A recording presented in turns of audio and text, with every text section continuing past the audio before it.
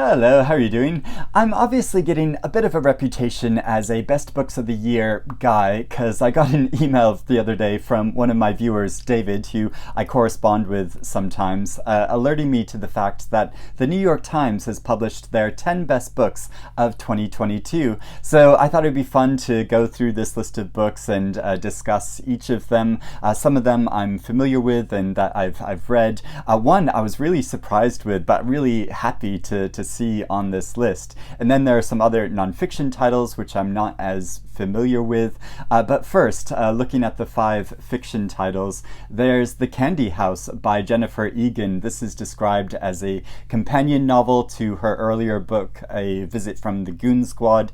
It's about a brilliant tech entrepreneur who happens upon this way that memory can be externalized and stored. So Egan uses a number of different narrative styles to tell the stories of a group of characters whose lives intersect over the course of several decades, and looking at issues to do with memory and what if this technology were actually real. Then there's the novel I was really surprised but delighted to see on this list, which is Checkout 19 by Claire Louise-Bennett. This was published here in the UK last year in 2021, and it's a kind of coming-of-age tale but told in a much more episodic and slightly abstract way, so you don't entirely understand everything that happened in certain incidents in her life, but you get the impressions and feelings and emotions that have stayed with her through these experiences, which is a really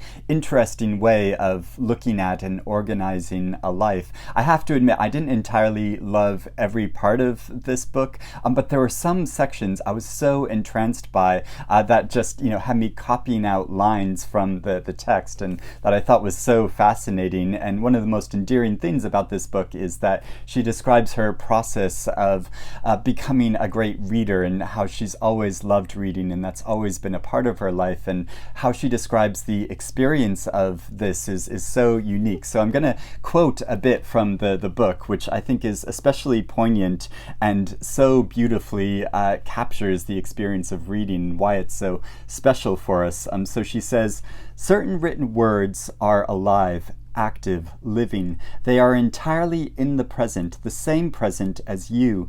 In fact, it feels as if they are being written as you read them, that your eyes upon the page are perhaps even making them appear. In any case, certain sentences do not feel in the least bit separate from you or from the moment in time that you are reading them. You feel they wouldn't exist without your seeing them, like they wouldn't exist without you. And isn't the opposite true too, that the pages you read bring you to life? Turning the pages, yes, that is how I have gone on living and dying, and living and dying, left page, right page, and on it goes." And doesn't that really summarize the experience of being a lifelong reader? I just think that is so beautiful. So yeah, this is such an interesting novel, and I'm glad it's getting more attention. Demon Copperhead by Barbara Kingsolver, a novel that uses the same narrative structure and moral imperative of Dickens' David Copperfield, but through the contemporary voice of a young man growing up in impoverished circumstances in the American South. His real name is Damon Fields, but he takes on the moniker and nickname of Demon Copperhead proudly, and his voice is so engaging, and I just love how she captures the tone and the personality of this individual, following him through his life in an abusive household and through various foster homes, his promising athletic career, and then getting involved in drugs, and how this connects with the opioid crisis going on in America. So if you've read Patrick Radden Keefe's nonfiction book Empire of Pain, which looks at the Sackler family and their involvement in the pharmaceutical industry and how that led to this opioid crisis in America, you'll understand this situation. And Kingsolver dramatizes this in America today, but through this very specific perspective and through these very engaging characters who I just grew to love. The Furrows by Namwali Serpell. In this novel, a 12-year-old girl named Cassandra has a younger brother, and one day there is an accident. The brother goes missing and his body is never recovered, and this completely destroys her family. Her father leaves to go start another family, and her mother becomes obsessed with her missing son and starts a whole organization centered around missing children. So this is a story about memory and mistaken identity and double consciousness and wishful thinking. Trust by Hernan Diaz. This is a novel set in 1920s New York City about a Wall Street tycoon and his brilliant wife, who's the daughter of aristocrats. So this is a couple that seem to have it all, and it tells their story in 4 different narratives, giving very distinct points of view about their lives and questioning where their wealth and privilege came from. I have heard such competing opinions about this novel. I've still not read it yet. Ever since it was listed for the Booker Prize, there's been so much debate about it. Some friend of mine said it's his favorite book of the year. Other people I've heard it wasn't such a successful reading experience for them, but that makes me even more curious to finally get to it, to see what I actually make of it. Also, I just love this UK cover of the novel, of this stack of books with an image of the city projected onto it, and yeah, it's so clever. Then there are 5 nonfiction titles on this list. There's An Immense World, How Animal Senses Reveal the Hidden Realms Around Us by Ed Yong. So as human beings, we can sometimes forget that we're in a sensory bubble, that the way that we perceive the world around us and interpret and understand it is through a limited amount of sensory experience, and so many animals in the world have a much different experience of the world than what we do.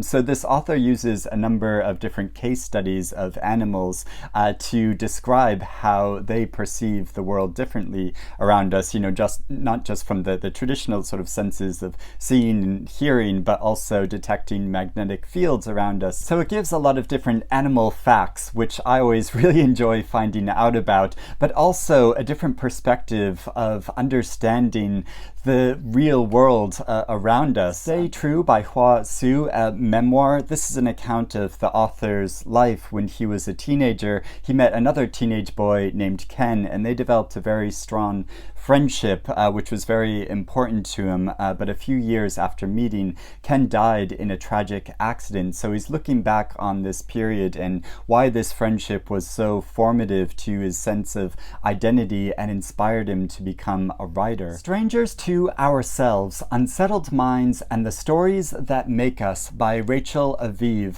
Now, when this author was only 6 years old, she was given a diagnosis as being anorexic, and this really shaped her understanding of herself and her personality during this formative period of her life. In this book, she looks at a number of unpublished journals and memoirs, as well as original journalism that she conducts of a number of cases of people in states of extreme crisis that are given different diagnoses and labeled as having certain conditions, and how these labels can, obviously they can help treat these people and help them understand this own aspect of their personality, which might have been slightly mysterious before, but also it can limit how people understand themselves as, a complex being in larger society. Under the Skin, The Hidden Toll of Racism on American Lives and the Health of Our Nation by Linda Villarose. So this is a book that looks at the legacy of slavery in America and how it's led to structural inequalities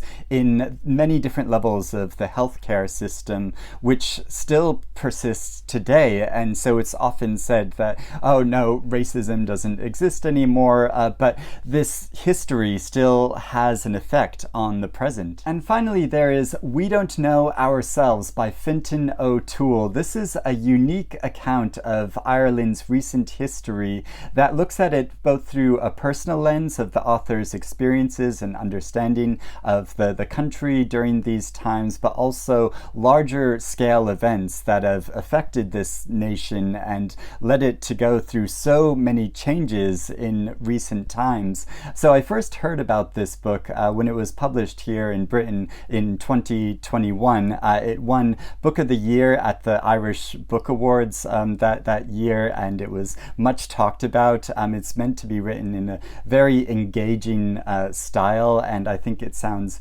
so fascinating. So those are the top 10 books on this particular Books of the Year list. I'd love to know if you've read any of these books and you agree with these choices, or if you're interested in reading them now, or if you want to give me any other selections of books that you think should be counted as some of the best books of the year. Please let me know about that in the comments below. I hope you're doing well and gearing up for the holidays, but still reading good things, finding time to read. But I'll speak to you again soon. Bye-bye.